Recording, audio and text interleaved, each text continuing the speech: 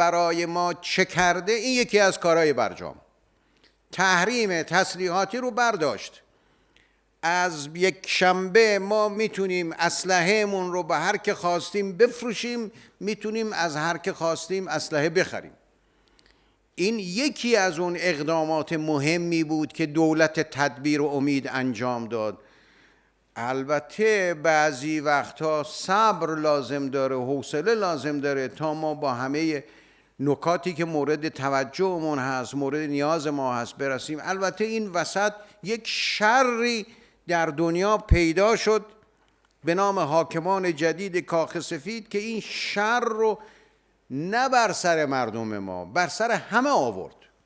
شما ببینید افغانستان چه بلایی به سرش آمده. یه افغانستانی که کاخ سفید نشین ها هر روز میگفتن ما امنیت این افغانستان رو تضمین کردیم و تضمین میکنیم. شما الان ببینید تو افغانستان چه خبره. ببینید غرب افغانستان دست کیه، شرق افغانستان دست کیه. شرایط بسیار خطرناکی که امروز در افغانستان با اون ما مواجه هستیم.